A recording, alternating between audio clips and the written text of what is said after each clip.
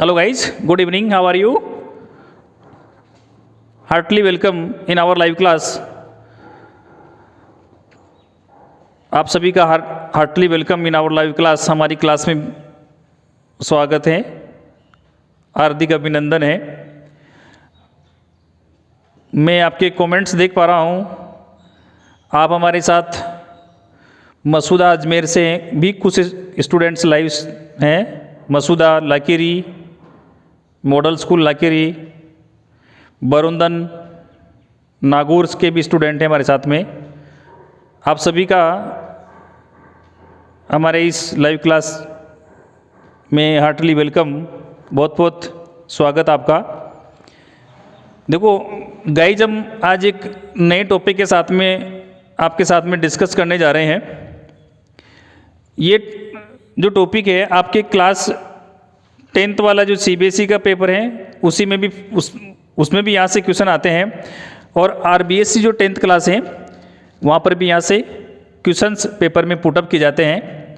देखो ये क्या चीज़ है, इसको समझने के लिए या इसे सोल्व करने के लिए हमें किन किन चीज़ों की ज़रूरत है, यानी कि कैसे हम उसको सोल्व करें। यानी इन सेंटेंस के जो अरेंजमेंट हैं, ये जंबल सेंटेंस हैं, इन्होंने क्या किया, देखो इन सारे जो वर्ड्स थे इनको डिसऑर्डर कर दिया। अब आपको रीअरेंज करना है, यानी उस डिसऑर्डर को क्या करना है, आपको वापस मीनिंगफुल सेंटेंस में चेंज करना है। इन सारी जो वर्ड्स और फ्रेज है इनको। गाइज देखो, आपने इस प्रकार के क्वेश्चंस पहले भी किए होंगे, लेकिन मैं आपको एक ऐसी टेक्निक सिखाऊंगा। मैंने आपसे कल भी बात की थी या उससे पहले वाली क्लास में बात की है कि हम लैंग्वेज की जो 2 मेजर प्रॉब्लम्स हैं उनके बारे में बात करते हैं। नंबर 1 ओकेब वाली प्रॉब्लम और सेंटेंस मेकिंग की प्रॉब्लम। गाइज हम सेंटेंस मेकिंग की प्रॉब्लम पर काम कर रहे हैं।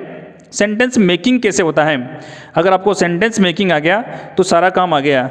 अब आज हमारे सामने जो टॉपिक है इसमें क्या करना है हमें, ये जो वर्ड्स हैं या फ्रेजेज हैं इनको डिसऑर्डर कर दिया गया है, और आपसे ये उम्मीद की गई है कि इनको आप रीअरेंज कीजिए।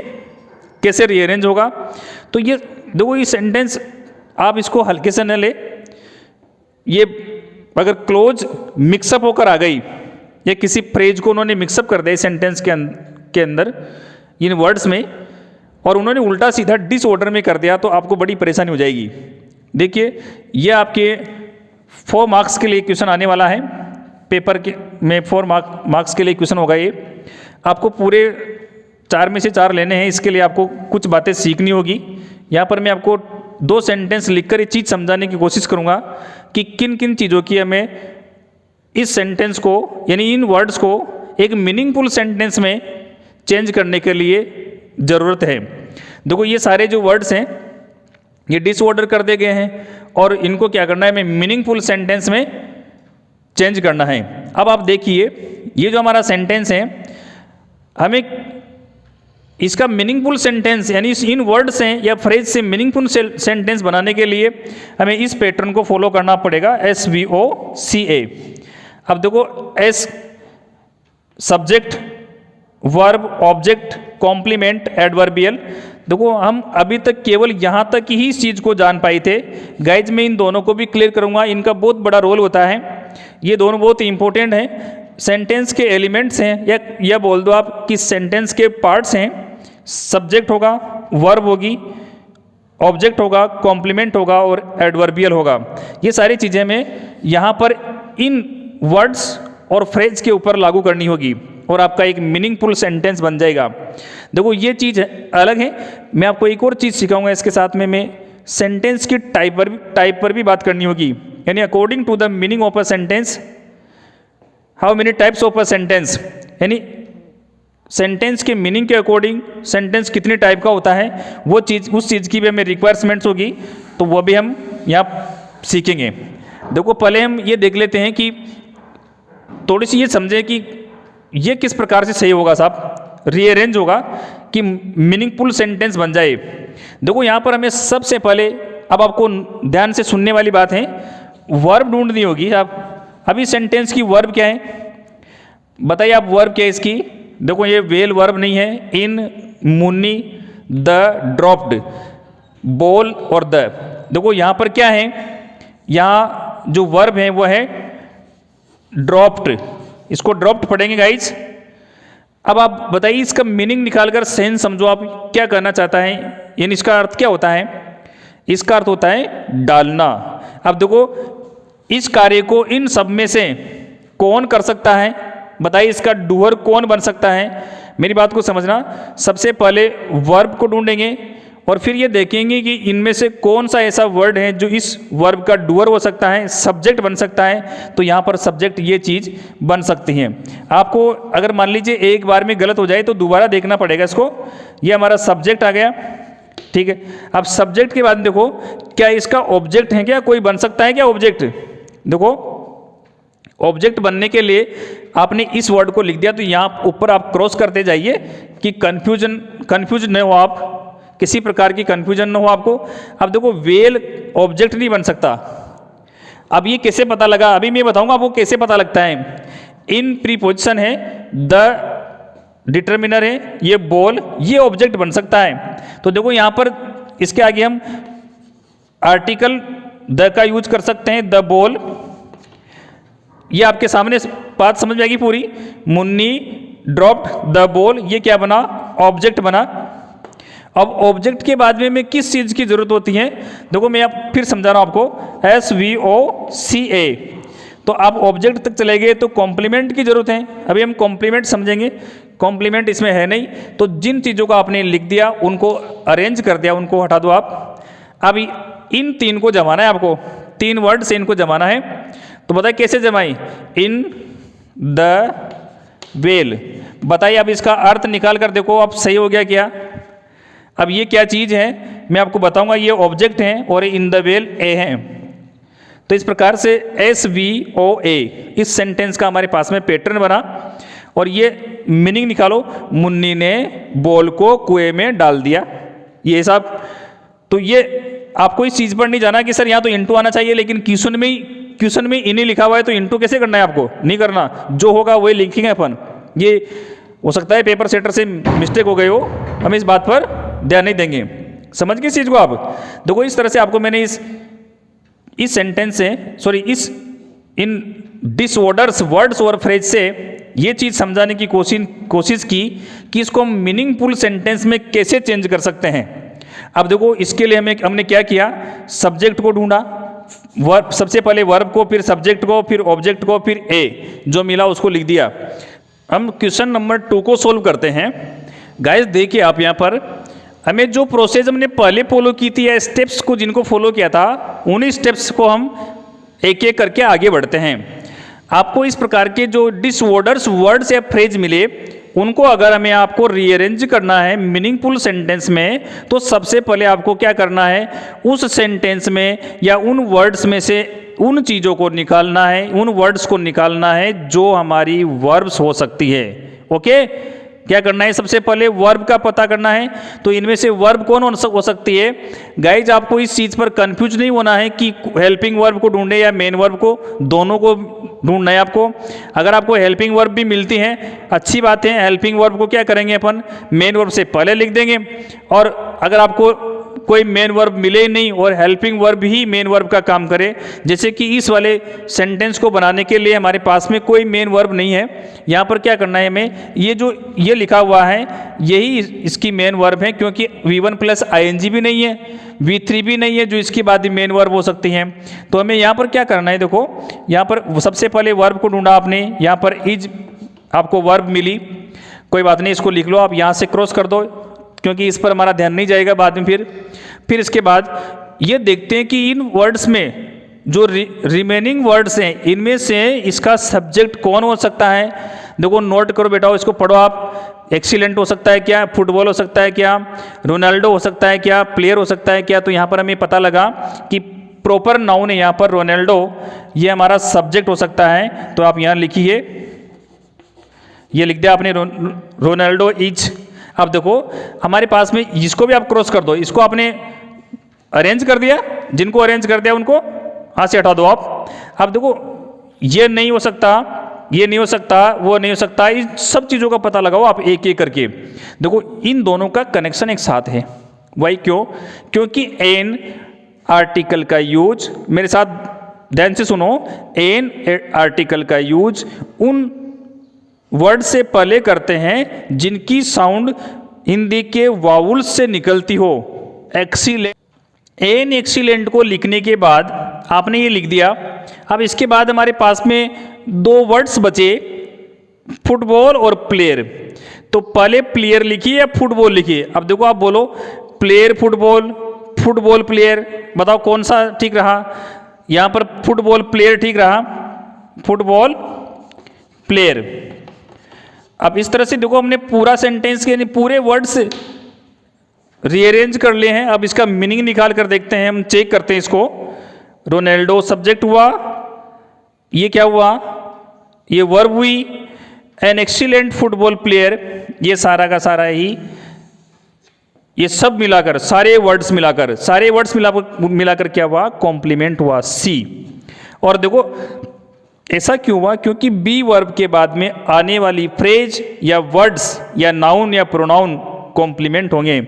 तो यहाँ क्या करना पड़ेगा? देखो हम इनको एक साथ लिखेंगे। अब इनके, ये नाउन हुआ, ये proper noun, sorry common noun है, एडजेक्टिव हुआ, और ये भी क्या हुआ? एडजेक्टिव हुआ, और ये एन, ये आर्टिकल हुआ। तो इस प्रकार से हमारी पूरी फ्रेज बनी। और हमने जो हमारे पास में जो वर्ड्स थे या फ्रेजेस थी या फ्रेज थी जो डिसऑर्डर में थी, उनको हमने सही ऑर्डर में जमाया। इस प्रोसेस को आप सीखे होंगे। और यहाँ तक जो मैंने बताया आपको, इसका सीधा सा अर्थ है कि हमारे एग्जाम्स में क्वेश्चंस किस टाइप से आते हैं और हम उनको सोल्व कैसे करते हैं, किन किन चीज़ों की ज़रूरत होती है या रिक्वायरमेंट्स होती हैं, वो सारी चीज़ें हमने देखी। अब गाइज हम ये देखने जा रहे हैं कि ये सब्जेक्ट क्या होता है और वर्ब क्या होती है, ऑब्जेक्ट, कॉम्प्लीमेंट और एडवर्बियल क्या होते हैं। उससे पहले हमें एक चीज़ समझनी होगी कि सेंटेंस की टाइप कितनी होती हैं। हो सकता है यहाँ पर इनके बाद में क्वेश्चन लगा हो, क्वेश्चन मार्क्स हो, तो फिर हमें क्या करना है, ये समस्या हो जाएगी अपने सामने। तो हमें इस चीज़ को भी पहले समझ लेते हैं और फिर उसके बाद में SVOCA क्या होता है, इसके बारे में हम डिस्कस करेंगे। आप हमारे साथ में लाइव बने रहे, और कोई भी डाउट्स हो आपके कमेंट्स बॉक्स में कमेंट्स करके हमें पता है कि हमें सर इस चीज़ को रिपीट करो या ये क्लियर नहीं हुई। आप डाउट्स क्लियर कर सकते हो, हमारी टेक्निकल टीम आपकी हेल्प करेगी। ओके, हम आगे बढ़ते हैं। देखो हम सेंटेंस की टाइप समझ रहे हैं, और टाइप भी कौन सी, क्योंकि देखो हमें ये सारे जो वर्ड्स आएंगे या फ्रेजेज आएगी डिसऑर्डर में, इनको रीअरेंज करके क्या बनाना है, एक मीनिंगफुल सेंटेंस बनाना है। तो पहले हम इस बात को हमारे लिए जानना जरूरी है कि सेंटेंस कितनी टाइप का होता है। देखो नंबर 1 अफर्मेटिव सेंटेंस होता है, अफर्मेटिव बोलते हैं इसको, अफर्मेटिव। इस प्रकार के सेंटेंस में देखो क्या होता है, मैं आपको एक चीज़ समझा दूँ। इस प्रकार के सेंटेंस में पहले सब्जेक्ट होता है और वर्ब, ऑब्जेक्ट, कॉम्प्लीमेंट और एडवर्बियल, ये सारे के साथ सीक्वेंस में लिखे रहते हैं। इसकी 2 टाइप होती हैं, एक तो होती है पॉजिटिव और एक होती है नेगेटिव। इस चीज़ को आप समझ गए। नेगेटिव सेंटेंस में क्या होगा, कोई ना कोई भी नकारात्मक मीनिंग या नकारात्मक सेंस, नेगेटिव सेंस देने वाले वर्ड्स का यूज वर्ब के साथ होगा, यानी कि हेल्पिंग वर्ब के साथ होगा, और पॉजिटिव में कुछ नहीं होगा। ठीक है साहब। इसके बाद में हम सेकंड टाइप पर चलते हैं। सेकंड टाइप हमारी क्या होगी, इंट्रोगेटिव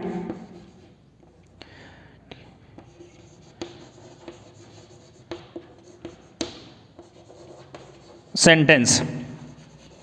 देखो अब इस टाइप के जो सेंटेंस होंगे, इस टाइप के सेंटेंस में क्या होगा, सबसे पहले हेल्पिंग वर्ब होगी, या समझिए आप वर्ब होगी, फिर क्या होगा, फिर इन सब के बाद में सब्जेक्ट होगा। अब देखो एक बात समझनी है आपको, अगर आपने हेल्पिंग वर्ब को आगे लिख दिया तो सब्जेक्ट के बाद में मेन वर्ब बचेगी ना, या एक ही वर्ब है और उसको आपने आगे लिख दिया तो फिर कुछ नहीं बचेगा। तो यहाँ एक चीज़ समझना आप, मैं देखो हेल्पिंग वर्ब और वर्ब, जो भी वर्ब है हमारे पास में, उसको सब्जेक्ट से आगे लिखेंगे क्वेश्चन बनाने के लिए, और फिर बाद में जो वर्ब बची है या मेन वर्ब बची है उसको बाद में लिखेंगे, फिर ऑब्जेक्ट और फिर सी और ए, वैसा का वैसा रहेगा। इस बात को आप समझे? ठीक है साहब। देखो यहाँ पर क्या होता है, WH वर्ड्स हैं हमारे, ये क्वेश्चन बनाने के साथ में कभी कभी क्या करते हैं, रिलेटिव प्रोनाउंस के रूप में इनका यूज होता है, यानी रिलेटिव करते हैं, किसी भी क्लोज को रिलेट करते हैं। उस समय हम वहाँ पर क्वेश्चन मार्क्स नहीं लगाते लास्ट में, मैं आपको उसको अलग से बताऊँगा, वो ये बहुत इंपॉर्टेंट है आपके लिए। और मैंने ओल्ड ईयर्स के जो पेपर देखे, उन हर पेपर में उस टाइप के क्वेश्चन है आपके लिए, तो आप उनको थोड़ा ध्यान से देखिए। हम थर्ड टाइप की तरफ बढ़ते हैं, इम्पेरेटिव सेंटेंस। इम्पेरेटिव देखो ये हमें बहुत अच्छी तरह समझना पड़ेगा। इम्पेरेटिव सेंटेंस, इम्पेरेटिव सेंटेंस वो सेंटेंस होते हैं जिनमें कोई ना कोई रिक्वेस्ट हो, ऑर्डर हो, विश हो, प्रोपोजल हो, सजेस्ट हो या एडवाइज हो, इस प्रकार की जो सेंटेंस होते हैं उनको हम इम्पेरेटिव सेंटेंस बोलते हैं। और ये क्या करते हैं, देखो इधर देखिए आप, ये इनका जो लिखने का जो तरीका है, या तो MV1 से लिखेंगे, इसको से स्टार्ट कर देंगे, यानी ओपन द डोर, या डोंट से स्टार्ट कर देंगे, या डोंट से स्टार्ट कर देंगे, या इस प्रकार के सेंटेंस को प्लीज रिक्वेस्ट करने के लिए या काइंडली से स्टार्ट कर देंगे, या फिर इनको लेट से स्टार्ट कर देंगे। इस टाइप की सेंटेंस, यानी आप इम्पेरेटिव सेंटेंस को हम 4 टाइप से लिख सकते हैं। नंबर 1, या तो हम उनको V1 से स्टार्ट कर देंगे, या डोंट से स्टार्ट कर देंगे, या प्लीज या काइंडली से, या लेट से स्टार्ट कर देंगे। अब हम इसके बाद में अगली जो टाइप है सेंटेंस की, उसको देखते हैं। इम्पेरेटिव सेंटेंस को हमने डिस्कस किया, हम इसकी अगली स्टेप पर बढ़ते हैं, अगले टाइप पर बढ़ते हैं, optative sentence. Optative sentence guys वे सेंटेंस होते हैं जो विश बताते हैं, विश, कर्स, ब्लेसिंग, उनको ऑप्टेटिव सेंटेंस बोलते हैं। ये सेंटेंस मे से स्टार्ट होते हैं, मे यू लिव लॉन्ग, और यहाँ पर सेंटेंस होगा लास्ट में इस प्रकार का मार्क होगा। अब हम इस चीज़ से उसको रिकॉग्नाइज कर लेंगे, और उनको जो वर्ड्स और फ्रेज हमारे लिए दिए गए हैं उनको हम क्या है, रीअरेंज कर लेंगे। देखो गाइज, हम आगे बात करते हैं 5 टाइप्स के सेंटेंस की। एक्सक्लेमेटरी सेंटेंस, इस टाइप का जो सेंटेंस होता है गाइज, ये सडन फीलिंग्स को बताने के लिए आता है। सडन फीलिंग्स को, यानी अचानक मन में आए हुए विचार को बताने के लिए आता है। ऐसे सेंटेंस को बनाने के लिए हमें क्या करना पड़ता है, इंटरजेक्शन का यूज करना पड़ता है। अब देखो इंटरजेक्शन क्या होते हैं, हमें याद रखने होंगे, ये पार्ट्स ऑफ स्पीच का एक पार्ट है। इंटरजेक्शन का यूज होता है, इंटरजेक्शन में आपको याद दिलाऊं, ऐसे वर्ड्स जो हमारी फीलिंग्स को एक्सप्रेस करने में हमारी मदद करते हैं। Alas my uncle is no more, समझ गए इस बात को? तो देखो अलास क्या कर रहा है, यहाँ पर दुख प्रकट कर रहा है, हुरे, ब्रेवो, वेल डन। इंटरजेक्शन होते हैं व्हाट अ सरप्राइज, तो ये भी एक्सक्लेमेटरी सेंटेंस हैं। तो आपको क्या याद रखना है, देखो इंटरजेक्शन का यूज होगा, और वो जो रीअरेंज वाले वर्ड्स होंगे, जिनको में रीअरेंज करना है, जो डिसऑर्डर्स में हमारे सामने होंगे, उनमें कहीं ना कहीं इंटरजेक्शन होगा। और तीसरी बात, आपको इस प्रकार का मार्क वहाँ पर मिलेगा। तो इससे हम समझ जाएंगे कि जो मार्क बना हुआ है ये किसको डिनोट कर रहा है, एक्सक्लेमेटरी सेंटेंस को। और एक्सक्लेमेटरी सेंटेंस के साथ जो, यानी उसको बनाने के लिए जो वर्ड्स और फ्रेज आइए उनका हम सही तरीके से यूज कर पाएंगे। तो हमने सेंटेंस के टाइप की बात की गाइज। अब हम SVOCA क्या होते हैं इस चीज़ को समझते हैं। बहुत ही अच्छी बात है कि आप हमारे साथ में लाइव बने रहे हो, और एक इम्पोर्टेंट टॉपिक है जिसके बारे में हम डिस्कस करने जा रहे हैं, थोड़ा ध्यान से सुने। SVOCA क्या होता है? देखो सबसे पहले हमारी ग्रामर क्या बोलती है हमसे कि आप सबसे पहले सब्जेक्ट लिखो, और फिर क्या लिखो, वर्ब लिखो, फिर ऑब्जेक्ट लिखो और फिर कॉम्प्लीमेंट और एडवर्बियल लिखो। देखो इस चीज़ को मैं बहुत ही अच्छे तरीके से डिफाइन कर रहा हूँ आपके लिए। सब्जेक्ट, फिर वर्ब, फिर ऑब्जेक्ट और फिर इसके बाद में कॉम्प्लीमेंट। कॉम्प्लीमेंट पूरक होता है, यानी या तो ऑब्जेक्ट या सब्जेक्ट, इन दोनों में से किसी एक के बारे में हमें एडिशनल इंक्वायरी या जानकारी देता है।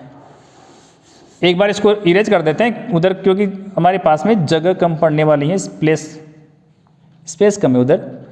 वर्ब, ऑब्जेक्ट और फिर कॉम्प्लीमेंट और फिर एडवर्बियल को मैं ऐसे लिख देता हूँ ADV। अब देखो हम क्या करते हैं, देखो इसको आप जानते हो, इस चीज़ को आप समझते हो बहुत अच्छी तरह से। यहाँ क्या चीज़ हो सकती है, सब्जेक्ट उन सारे डिसऑर्डर वर्ड्स में से, या तो क्या होगा साहब बोलिए, बताओ, मेरे पास में कमेंट्स आने चाहिए देख रहा हूँ मैं, क्या होना चाहिए। नाउन तो मैंने लिख दिया, अब बताइए एक प्रोनाउन हो सकता है जो यहाँ पर सब्जेक्ट बन सकता है, या इन दोनों के लिए कोई फ्रेज हो सकती है जिसे हम नाउन फ्रेज कहेंगे। नाउन फ्रेज हो सकती हैं, या कोई न कोई क्लोज हो सकती हैं जो यहाँ इसका सब्जेक्ट बने। मैं आपको ये चीज़ें समझाऊंगा अलग से ही, फ्रेज क्या होती हैं और क्लोज क्या होती हैं, इस चीज़ को समझ गए आप। वर्ब आप जानते हैं, वर्ब के बारे में मैं डिस्कस नहीं करूँगा क्योंकि हम इसके बारे में पिछली लाइव क्लासेज में डिस्कस कर चुके हैं। अब हम ऑब्जेक्ट की बात करते हैं। देखो ऑब्जेक्ट क्या हो सकता है, एक नाउन हो सकती है, एक प्रोनाउन हो सकता है, और प्रोनाउन के साथ में कोई फ्रेज हो सकती है, और फ्रेज भी क्लोज हो सकती हैं। ये सारी चीज़ें क्या हो सकती हैं, ऑब्जेक्ट बन सकती हैं। अब हम देखो यहाँ चलते हैं, कॉम्प्लीमेंट ऐसे शब्द होते हैं, मैं अलग से समझा रहा हूँ उसको, लेकिन इसके साथ में आपको एक ये बनवाने के लिए मैंने इसको प्लस किया है साथ में। ऐसे वर्ड्स होते हैं जो या तो सब्जेक्ट का कॉम्प्लीमेंट होते हैं, सब्जेक्ट कॉम्प्लीमेंट, इतना लिख देता हूं मैं आपको, या ऑब्जेक्ट कॉम्प्लीमेंट होता है। यानी ऐसे वर्ड्स जो या तो सब्जेक्ट की जानकारी दे और ज़्यादा, या ऑब्जेक्ट की दे। और ये क्या होता है, देखो ये बहुत ही इंपॉर्टेंट चीज़ है। यानी आप समझिए, कब से वो वर्ड्स जो कब, कहाँ और कैसे, कब, कहाँ, कैसे और क्यों, यानी कि व्हेन, वेयर, हाउ और वाई, इन सारे क्वेश्चंस के आंसर देने वाले जो वर्ड्स होंगे वो क्या होंगे, एडवर्बियल होंगे। अंडरस्टूड। हम देखो इनको आप एक बार नोट कीजिए, आगे इन दोनों टॉपिक के बारे में हम डिस्कस करने वाले हैं। हम ऑब्जेक्ट तक तो पहुंच जाते हैं लेकिन वहां नहीं पहुंच पाते।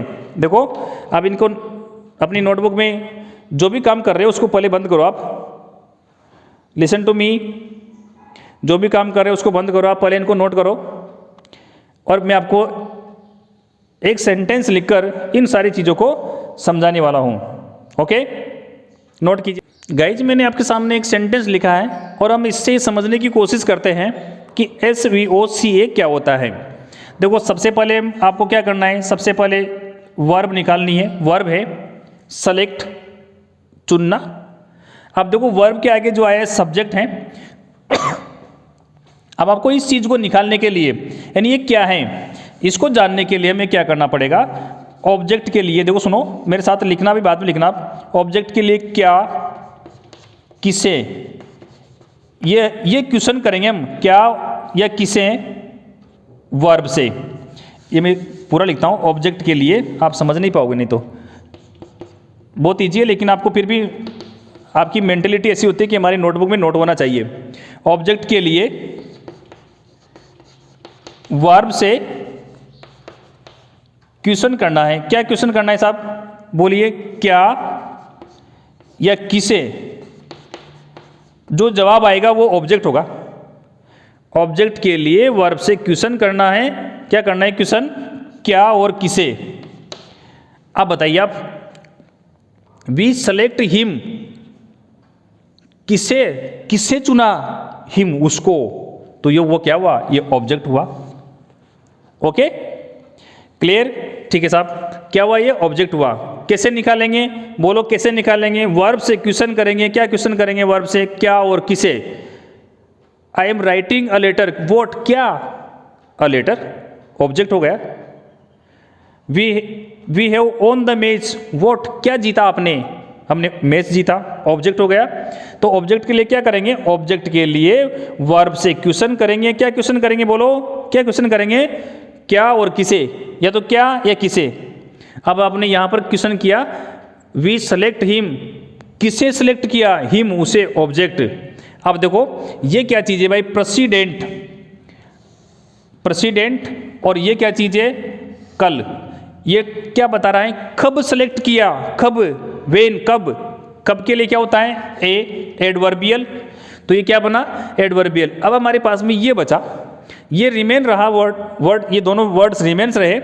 अब इनको क्या करेंगे, देखो आप, हमें क्या करना है, इनको ये देखना है कि ये इनके बारे में है या इसके बारे में है, यानी इसके बारे में बता रहे हैं या इसके बारे में। बताने का मतलब आई मीन मैं ये कहना चाहता हूं कि किसको मॉडिफाई कर रहे हैं, किसके बारे में एडिशनल इंफॉर्मेशन प्रोवाइड करवा रहे हैं। तो ये किसके बारे में बता रहे हैं, इसके बारे में।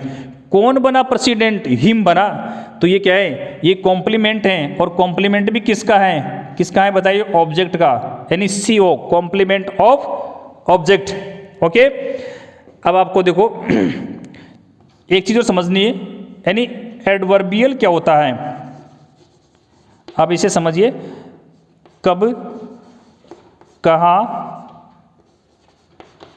किसे, सॉरी कैसे और क्यों।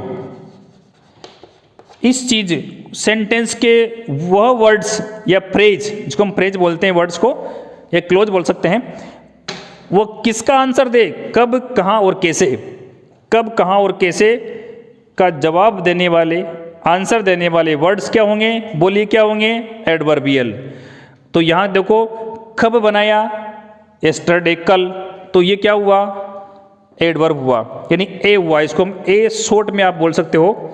और कॉम्प्लीमेंट क्या होता है, एडजेक्टिव की तरह यूज करता है, यानी ए समझिए आप, कॉम्प्लीमेंट सब्जेक्ट और ऑब्जेक्ट, या तो सब्जेक्ट या ऑब्जेक्ट, इन दोनों के किसी के भी बारे में, दोनों में से किसी के भी बारे में क्या करता है, एडिशनल इंफॉर्मेशन देता है। मॉनिटर बनना, लीडर बनना, प्रेसिडेंट बनना, ये प्रेसिडेंट का अर्थ यहाँ पर अध्यक्ष हैं। ओके, इसको मैं इरेज कर देता हूँ, एक और सेंटेंस लिखते हैं। अब आप एक बात नोट करना, इस सेंटेंस का पैटर्न क्या हुआ, मैं यहाँ लिखता हूँ SVOCA, ये आप समझ गए, पूरे के पूरे एलिमेंट्स हैं, सारे एलिमेंट्स मिल गए आपको। यह समझ में, या ऐसा समझिए कि जो सेंटेंस के पैटर्न लिखने के लिए 5 चीज़ों की हमें ज़रूरत थी, वो सारी मिल गई। लेकिन क्या सभी सेंटेंस में ऐसा होता है क्या, नहीं, सब में नहीं होता, ये कोई ज़रूरी नहीं है, और हो भी सकता है। तो आपको ज़रूरी क्या चीज़ है, केवल मात्र वर्ब, ये मैंडेटरी पार्ट है सेंटेंस का। वर्ब नहीं होगी तो काम चलेगा। अब देखो मैं इसके अप्रोक्सीमेट कितने पैटर्न बन सकते हैं उनकी बात कर रहा हूँ। अगर वर्ब नहीं है तब भी चलेगा, सॉरी वर्ब नहीं है तो सेंटेंस बन ही नहीं सकता। सब्जेक्ट नहीं है तो चलेगा। सबसे पहला बना सब्जेक्ट और वर्ब, ठीक है साहब, फिर बना सब्जेक्ट ऑब्जेक्ट, तो इस तीसरा बना सब्जेक्ट वर्ब ऑब्जेक्ट और कॉम्प्लीमेंट। हो सकता है कि एडवर्बियल नहीं हो, सब्जेक्ट वर्ब ऑब्जेक्ट कॉम्प्लीमेंट और एडवर्बियल, जैसे कि ये था। लेकिन अगर ये मान लो सब्जेक्ट नहीं है उस वाक्य में तो वर्ब से भी स्टार्ट हो सकता है सेंटेंस, तो वर्ब और ऑब्जेक्ट हो सकता है। Open the door, open the door, open क्या है वर्ब और द डोर क्या है ऑब्जेक्ट, काम खत्म।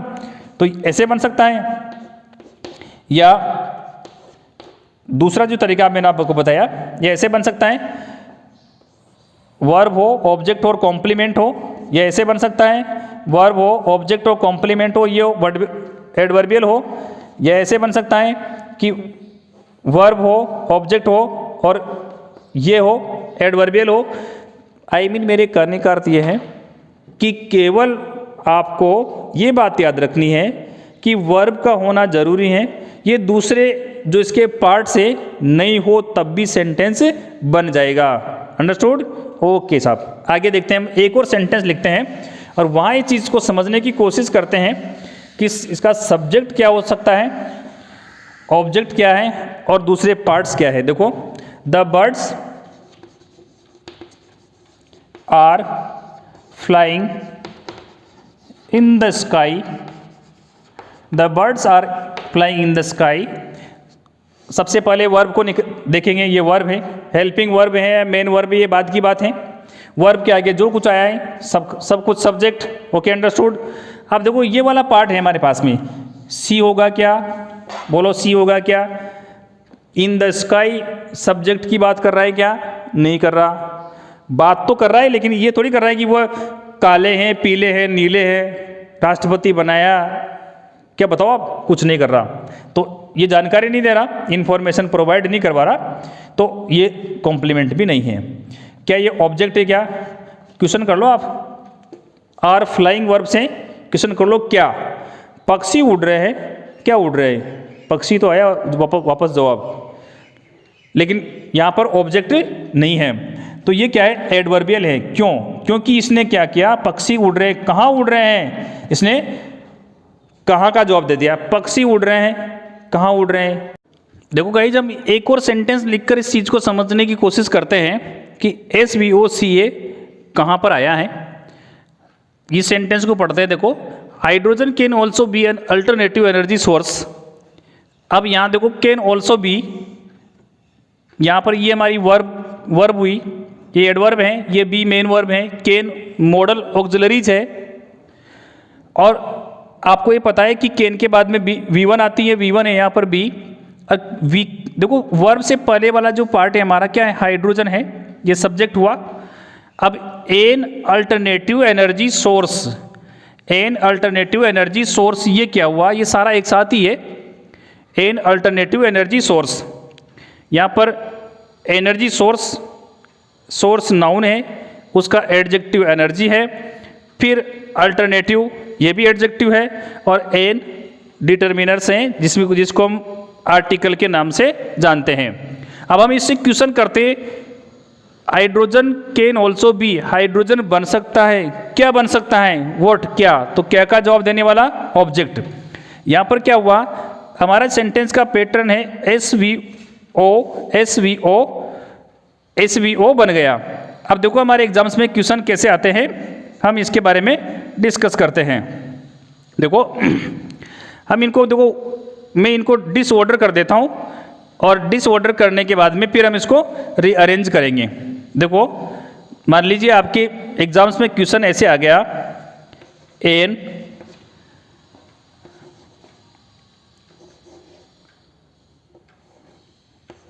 Energy hydrogen also be also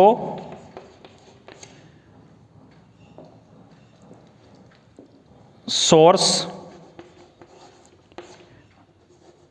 alternative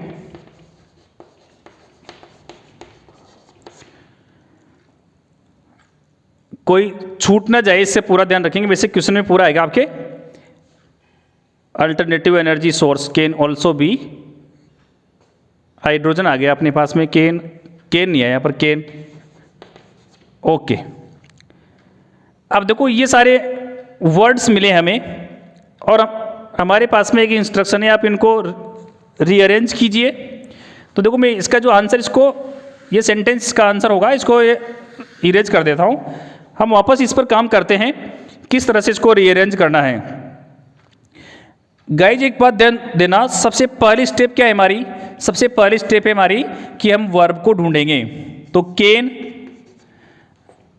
और बी हमारी वर्ब हो सकती है, ऑल्सो इसके साथ में जोड़ना पड़ेगा, कैन ऑल्सो बी, ये हमारी वर्ब हो सकती हैं। और कोई भी इसमें ऐसा वर्ड नहीं है जो वर्ब हो सकता है।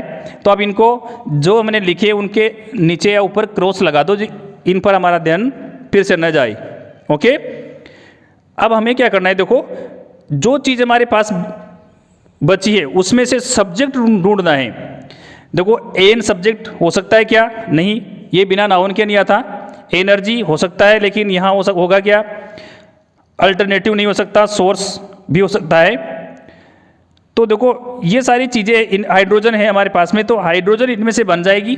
हमें धीरे धीरे इस बात का तुरंत पता लग जाएगा कि कौन सब्जेक्ट बनेगा। तो हाइड्रोजन कैन ऑल्सो बी, अब इसको भी काट दो आप। अब हमारे पास में ये 4 वर्ड्स बचे, 4 वर्ड्स बचे। इनमें से जो नाउन है सबसे पहले हम उसको तलाश करेंगे। तो ये सोर्स नाउन है, और सोर्स के आगे देखो एनर्जी लगेगा, एनर्जी सोर्स, और ये अल्टरनेटिव आगे एडजेक्टिव आगे आएगा।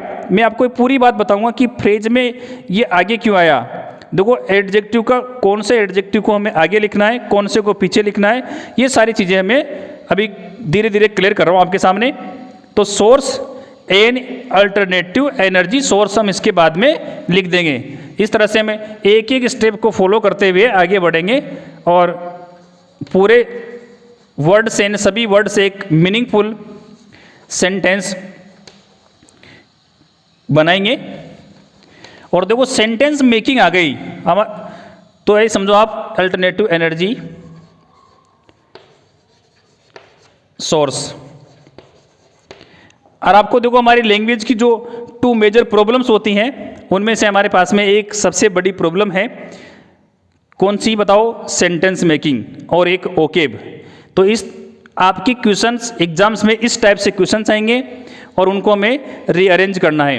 अब वापस से अगर इसका हम SVOC ये निकालते हैं तो हमें मिल जाएगा मीनिंग, यानी सेंटेंस का मीनिंग या सेंस समझ लेंगे कि सही हुआ या गलत हुआ। इस तरह से हम इसको सीखेंगे और एक के बाद एक स्टेप फॉलो करेंगे। सबसे पहली स्टेप होगी हमारी, हमें वर्ब को ढूंढना है।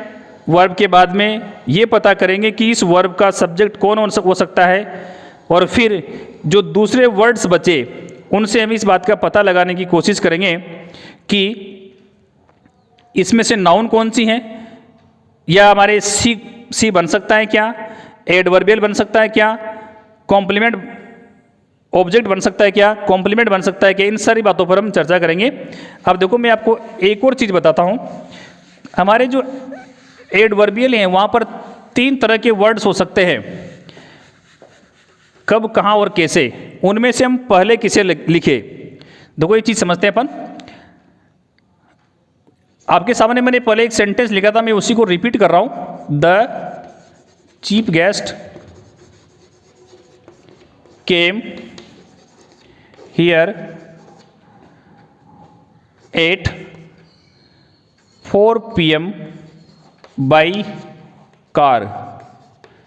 देखो अब इनको हम यहाँ से देखते हैं, देखो इनका अलग अलग तरह से एनालिसिस करते हैं। ये वर्ब है, ये सब्जेक्ट है, ये क्या है बताओ, कहाँ का जवाब दे रहा है ना, कहाँ कहाँ, वेयर, यहाँ। तो ये क्या होगा, ए। टाइम बता रहा है इन्हें, कब, ये भी ए। बाई कार, कैसे, ये भी ए। तो देखो हमारे पास में एक ही सेंटेंस में 3 तरह के ए हो गए, तीनों, कब, कहाँ और कैसे। कब, कहाँ और कैसे हो गए ना। तो देखो ये क्या कर रहा है, ये प्लेस बता रहा है, तो हम इसको क्या क्या नाम देंगे, पी।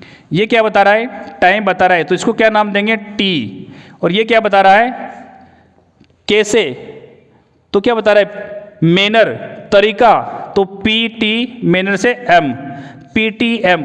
PTM के फॉलो से लिखेंगे, यानी सीक्वेंस से लिखेंगे। PTM लिखेंगे पहले प्लेस। अब इनकी में P से क्या बनेगा, पहले प्लेस लिखेंगे। I mean मेरे कहने का अर्थ ये है कि हमारे पास में अगर तीनों टाइप्स के, यानी 3 टाइप्स के एडवर्बियल आ जाते हैं, P से क्या बना, P से बना प्लेस, और T से क्या बना, टाइम, और M से क्या बना, मैनर, मैनर बना। आई मीन मेरे कहने का अर्थ ये है कि यदि हमारे पास में तीनों तरह के ए, यानी कब, कहाँ और कैसे एक साथ आ जाते हैं, तो हमें पहले क्या करना पड़ेगा, पहले P, फिर T और फिर M लिखना पड़ेगा। इस बात को आप समझ गए होंगे। पहले प्लेस लिखिए, फिर टाइम से रिलेटेड वर्ड लिखिए, फिर मैनर से रिलेटेड वर्ब लिखिए। अब देखो आगे एक और सेंटेंस लिखकर मैं आपको ये चीज़ समझाने की कोशिश करता हूँ। देखो सीखने सिखाने के सिलसिले को हम आगे बढ़ाते हैं। आप हमारे साथ जुड़े हुए हो, बहुत हमें अच्छा लग रहा है। देखो I have been here for 2 hours यानी हावर्स। ओके, अब यहाँ देखो हमारी जो वर्ब है वो क्या है, हैव बीन, ये वर्ब है, ये सब्जेक्ट है, और हियर क्या है बताओ, प्लेस बता रहा है ना, तो ए है। फॉर 2 हॉर्स ये क्या है बताइए, ये भी क्या है, ए है। तो ये क्या बता रहा है, प्लेस, यानी प्लेस बताने वाला, ये टी बताने वाला। अब यहाँ पर देखो इस सेंटेंस में हमारे पास में 2 ही प्रकार के एडवर्बियल आए, प्लेस और टाइम बताने वाले। तो पहले हम प्लेस वाले को लिखेंगे और फिर टाइम बताने वाले को लिखेंगे। अंडरस्टूड? हो सकता है कि 2 आए तो 2 को भी हम उसी सीक्वेंस से लिखेंगे। अब देखो आपसे मैं एक और बात जानना चाहता हूँ, ये किस टेंस का सेंटेंस है बताइए, कमेंट्स करके बताओ मुझे आप। हाँ करेक्ट, सही बता रहे हो आप, सही बता रहे हो, सही है, आपका भी सही है। Very nice, well done boys. Okay, आप इस चीज़ को समझ गए होंगे। अब इनको अगर डिसऑर्डर में करके लिख दिया जाए और हमें कहा जाए कि रीअरेंज कीजिए तो हम करेंगे आराम से। हियर को पहले लिखेंगे बाद में लिखेंगे, यही तो चीज़ समझनी है हमें। इसको पहले लिखिए या इसको लिखे, ये बात समझ गए आप। क्यों पहले क्यों लिख रहे हैं, क्योंकि हमें इनको लिखने के लिए PTM जो सीक्वेंस है उसको फॉलो करना पड़ता है। इस बात को आप समझे होंगे। अब हम एक एक्सरसाइज करते हैं और ये समझने की कोशिश करते हैं कि इस सभी सेंटेंस में, यानी कि प्रत्येक सेंटेंस में जो सीक्वेंस है SVOCA वो किस तरह से आया हुआ है। आप हमारे साथ जुड़े रहते हो, इसके लिए हमारे टेक्निकल टीम को हम सब आभारी हैं। और उसके लिए एक बार हमारे टेक्निकल टीम के लिए एक बार जोर से ताली बजा दी जाए, क्लैप की जाए। Very nice, well done. Okay, exercise से हम सीखने की कोशिश। गाइस ये एक्सरसाइज लिखी है मैंने आपके सामने और 5 सेंटेंस लिखे हैं। हम इनसे ये समझने की कोशिश करेंगे कि SVOCA कहाँ कहाँ पर हैं। ठीक है, पहले सेंटेंस को लेते हैं। देखो, the corn was totally destroyed, the corn was totally destroyed. अब देखो सुनो, द कॉर्न क्या है, वॉज टोटली डिस्ट्रॉय क्या है। देखो मैं आपको एक चीज़ बता दूँ, ये टोटली क्या है, पहले हम इसके बारे में थोड़ा सा डिस्कस कर लेते हैं। गाइज ये एडवर्ब है, और कौन सा एडवर्ब है, ऐसा एडवर्ब जो हमारी वर्ब को मॉडिफाई कर रहा है। देखो डिस्ट्रॉयड, नष्ट हो गए, कैसे, पूरी तरह से, यानी टोटली यानी पूर्ण रूप से नष्ट हो गए। तो अक्सर क्या करते हैं, देखो हम जो वर्ब का मॉडिफायर होता है उसे हम वर्ब के आगे ही लिख देते हैं, ये बात याद रखना आप। ऐसे आई हैव ऑलरेडी, बोलो I have already eaten food, मैं पहले ही खाना खा चुका हूँ। तो यहाँ ऑलरेडी क्या कर रहा है, ईटन को मॉडिफाई कर रहा है, तो हम उसको उसके आगे लिखते हैं। तो ये हमारा सब्जेक्ट हुआ और ये क्या हुआ, ये वर्ब हुआ। यानी पूरे वाले पार्ट को हम वर्ब कहेंगे, ये हेल्पिंग वर्ब है और वो मेन वर्ब है। और एडवर्ब समझ गए आप, टोटली को समझ गए। तो यहाँ पर हमारा पैटर्न बना SV। I finally stayed where I was boarding. देखो सुनो, ये वापस वही एडवर्ब हुआ, ये हमारी वर्ब हुई, तो इन दोनों को हम एक साथ गिनेंगे और ये हमारा सब्जेक्ट हुआ। अब देखो where I was boarding, where I was boarding पूरा एक साथ है, पूरी की पूरी ये कई क्लोज है, रिलेटिव क्लोज है। अब इसका अर्थ हुआ, ये बताइए क्लोज हो तो ठीक, वर्ड्स हो तो ठीक, ये किसका जवाब दे रहे, कहाँ, मैं वहाँ रुका, अंततः मैं वहाँ रुका, यानी फाइनली मैं वहाँ रुका जहाँ मैं बोर्ड हुआ था, यानी जहाँ उतरा था। तो देखो इसका अर्थ क्या हुआ, ये कहाँ का जवाब दे रहे हैं, तो ये ए हुआ। आप कंफ्यूज ना हो, पूरी क्लोज भी ए हो सकती हैं। आगे चलते हैं थर्ड सेंटेंस पर। द बुद्धा प्रीस्ट, प्रीस्ट का अर्थ होता है उपदेश देना, ये हमारी वर्ब है, ये सब्जेक्ट है। अब देखो द फर्स्ट सरमन, क्या, पहला उपदेश, बुद्ध ने पहला उपदेश दिया, क्या दिया, पहला उपदेश, फर्स्ट सरमन। तो ये क्या है, ऑब्जेक्ट है। और कहाँ दिया, एट बनारस, ये ए है। समझ गए होंगे आप। ओके, ये सब्जेक्ट हुआ, ये वर्ब हुई, ये ऑब्जेक्ट हुआ। ऑब्जेक्ट क्यों हुआ? वर्ब से क्वेश्चन कर लो, क्या और किसे, क्या का जवाब दे रहा है? एट बनारस। बनारस समझ गए आप? ए क्यों हुआ? क्योंकि ये प्लेस बता रहा है। The bakers were famous. देखो वर हमारी वर्ब है, बताओ कौन सी वर्ब है? हेल्पिंग वर्ब है, मेन वर्ब है? आप जल्दी आंसर दो, हेल्पिंग वर्ब है, मेन वर्ब है? बोलो जल्दी। मेन वर्ब नहीं, ये हेल्पिंग वर्ब है या मेन वर्ब? बोलो जल्दी। ये मेन वर्ब है। क्यों है? क्योंकि इसके बाद में V1 प्लस ING नहीं आया है और इसके आगे जो लिखा है वो सब्जेक्ट है। अब फेमस क्या हुआ? देखो बेकर्स थे फेमस, ये क्या हुआ? Be verb. बताओ, याद करके बताओ मुझे, बी वर्ब के बाद में क्या आता है? कॉम्प्लीमेंट। ये सी है और सी किसका है? सब्जेक्ट का। फॉर देयर लॉज, अपनी पाव रोटियों के लिए। तो किसके लिए? मैंने कहा था ना क्यों, तो क्यों का जवाब देने वाला क्या होगा? ये क्या है? ए। समझ गए आप? वेन, वेयर, हाउ और वाई, तो वो ए हुआ, यानी क्यों प्रसिद्ध है अपनी पाव रोटियों के लिए।